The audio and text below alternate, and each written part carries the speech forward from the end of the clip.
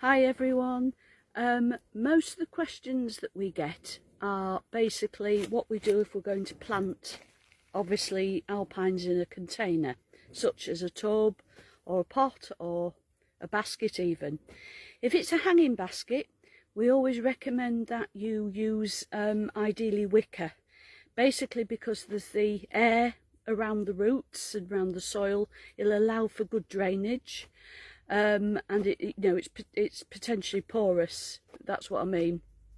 And it's better than a plastic one. We don't advocate using plastic containers long term, whether it's a basket or whether it's a pot. Basically because plastic heats up. Obviously it's not good for the environment, but it heats up. And the idea of all alpine and rockery plants is that they need to be cool. Okay, so the idea is that all the roots should remain cool and there should be good drainage.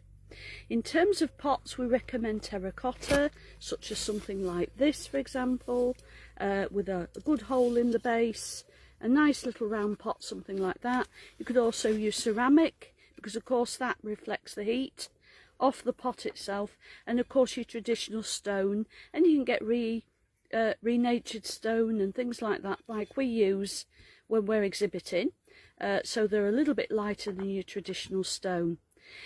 The thing is as well is your substrate, so basically it should be gritty, poor quality soil, okay, rather than an expensive compost, peat free or none, where there's feed in it.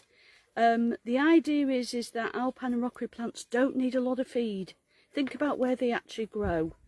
So it's about poor quality and lots of grit. Basically this allows for the drainage. The grit you need to use as well is get some cheap grit. Don't spend lots of money on horticultural grit.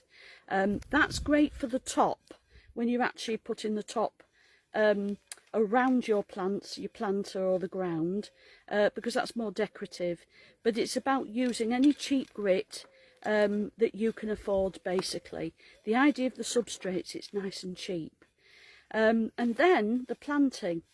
So planting shouldn't be, normally we would traditionally do it like a saucer. We'd put our plants in and we'd normally sort of bed actually sort of firmly in. If you're doing an alpine and rockery plant pot, you should make it a little bit proud of the rim, very much as this one that I've done yesterday. The plant should be in a mound,